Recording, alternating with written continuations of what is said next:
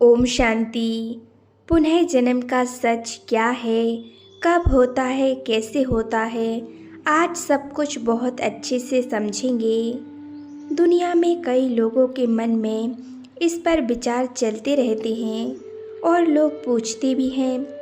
देखिए, दुनिया में अगर किसी की मृत्यु हो जाए, चाहे वो अकाल मृत्यु हो, अचानक किसी की मृत्यु हो जाए, किसी घटनावश मृत्यु हो जाती है, तो मन में बहुत चिंता रहती है।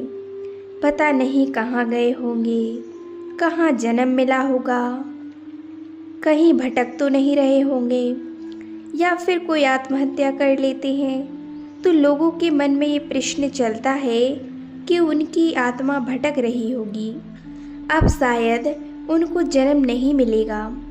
कब तक उनकी आत्मा भटकती रहेगी, कब जन्म मिलेगा? तो ऐसे कई प्रश्न आज लोगों के मन में चलते रहते हैं। तो आज इसी वीडियो में हम इन सब को बहुत अच्छे से समझेंगे, तो वीडियो को ध्यान से और पूरा देखें। आज किसी की मृत्यु हो जाए, चाहे वो किसी भी प्रकार से हो या किसी भी उम्र में हो, तो आत्मा ने यहाँ शरीर छोड़ा और फिर वह आत्मा अगली जगह गर्भ में प्रवेश कर लेती है। आत्मा भटकती नहीं है। इस बात को पूरी तरह से मन से निकाल दें कि आत्मा मृत्यु के बाद भटकती है। गर्भ आत्मा को अपने पूर्व के कर्म अनुसार ही मिलता है।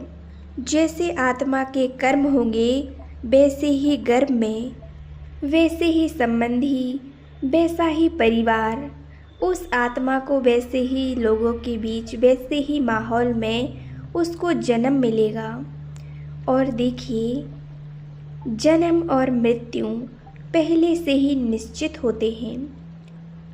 उसके कर्मों के अनुसार अगर आत्मा के पूर्व में अच्छे कर्म होंगे, पुण्य कर्म, श्रेष्ठ कर्म होंगे, तो वह ऐसी जगह जन्म लेगी जहाँ उसको वैसे ही संस्कारों वाली आत्माएं मिलेंगी। सभी उसको सुख देंगे, परिवार भी बहुत अच्छा होगा। यदि कोई आत्मा भगवान का ध्यान करती थी, पुण्य आत्मा थी, तो उसका जन्म ऐसे ही परिवार में, ऐसे ही लोगों के बीच होगा जहाँ शुरू से ही भक्ति होगी, भगवान का ध्यान करने को मिलेगा। सभी पुण्य आत्माएं होंगी। और यदि किसी आत्मा ने बुरे कर्म किए थे, पाप कर्म किए थे, बहुत अत्याचार करती थी, दूसरों को दुख देती थी, परेशान करती थी, तो उसको वैसी ही जगह जन्म मिलेगा जहां उसको बहुत सारे कष्ट भोगने पड़ेंगे। जैसे दुख उसने दूसरों को दिया था, वैसे ही रिटर्न में उसको भी भोगना पड़ेगा। वही दुख, वही परेशानियां उसको भी मिलेंगी। ऐसे ही माहौल में उसका जन्म होगा।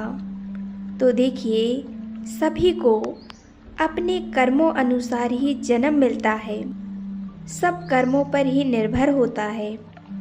आज दुनिया में किसी को परेशानियां हो, लड़ाई झगड़े हो, तो लोग उसका दोष किसे देते हैं? भगवान को ही देते हैं कि भगवान, आपने मेरे साथ ऐसा क्यों किया, मुझे ऐसी जगह जन्म क्यों दिया, ऐसे लोगों के बीच मुझे क्यों पटक दिया। कई प्रकार से ऐसे लोग बोलते रहते हैं, आपने भी सुना होगा।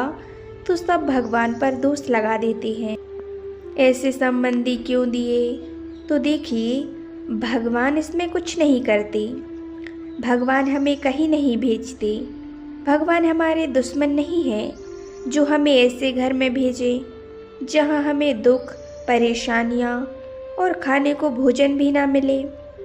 तो इसमें भगवान का दोष नहीं है। ये सब हमारे ही कर्मों का फल है। हमारे कर्मों अनुसार ही हमें मिला है। चाहे घर हो, परिवार हो, मित्र संबंधी हो, सब हमारी ही कर्मों के अनुसार हमें मिलते हैं। देखिए, एक बात और आपके सामने क्लियर कर देते हैं। कि आत्मा कभी भी भटकती नहीं है। आत्मा जैसी भी हो, आत्मा जैसे ही एक शरीर छोड़ती है, आत्मा जैसे ही एक शरीर छोड़ती है वैसे ही गर्भ में प्रवेश कर लेती है। उसको भटकना नहीं पड़ता, क्योंकि आज लोग समझते हैं कि जो गलत काम करके गए हैं, जो आत्मा अत्याचार करके गई है, उसे भटकना पड़ेगा। तो देखिए, ऐसा बिल्कुल भी नहीं है। आज आप इस बात को अच्छे से समझें। मान लो किसी व्यक्ति ने कोई बुरा कर्म किया और फिर उसकी मृत्यु हो गई, फिर उसको अगला जन्म किसी पशु पक्षी की योनि में मिलता है कष्ट भोगने के लिए। लेकिन जब उस योनि में मुक्त होकर, उस योनि से मुक्त होकर वो मनुष्य आत्मा का जन्म लेगी, फिर उसे मनुष्य का जन्म मिलेगा, तो उसे सुख भोगना चाहिए। लेकिन आज हम सभी दुखी क्यों हैं? तो देखिए, आत्मा और किसी योनि में नहीं जाती है। मनुष्य आत्मा मनुष्य योनि में ही रहकर कष्ट भोगती है। उसे कभी भी पशु पक्षी या और कुछ नहीं बनना पड़ता है। मनुष्य मनुष्य ही बनते हैं। आज यदि किसी की मृत्यु हो जाती है, चाहे वो छोटा हो या कोई भी हो, तो जिसका समय पूरा हो जाता है उसे जाना ही पड़ता है। आप कितनी भी कोशिश कर लो, आप उसे रोक नहीं सकते। और अकाल मृत्यु भी किसी की नहीं होती है। जिसका समय पूरा हो जाता है वो चले जाते हैं, उनका समय इतना ही था। तो देखिए, उसे अकाल मृत्यु तो नहीं कहा जा सकता है, क्योंकि उनका समय ही इतना था। किसी की मृत्यु के लिए खुद को कभी दोषी ना समझें। हर आत्मा का एक निश्चित समय होता है, और जो आत्मा शरीर छोड़कर जाती है वो सीधा गर्भ में प्रवेश कर लेती है, और गर्भ पहले से ही 2-3 महीने तैयार रहता है। हर मनुष्य आत्मा मनुष्य योनि में ही अपने कर्मों की सजा को भोगती है। गर्भ अवस्था पूर्ण होने पर फिर उसका पूर्व जन्म होता है, पुनः जन्म होता है। यदि कोई व्यक्ति हमें छोड़कर चला जाता है तो उसके लिए हमें रोना नहीं चाहिए। आज किसी के घर में कोई चला जाए तो लोग सालों तक रोते रहते हैं, लेकिन हमें रोना नहीं चाहिए। रोते रहने से कुछ नहीं होता। हमें उसके लिए भगवान से प्रार्थना करनी चाहिए, क्योंकि आप यदि रोते रहेंगे तो उस आत्मा को बहुत पीड़ा होगी।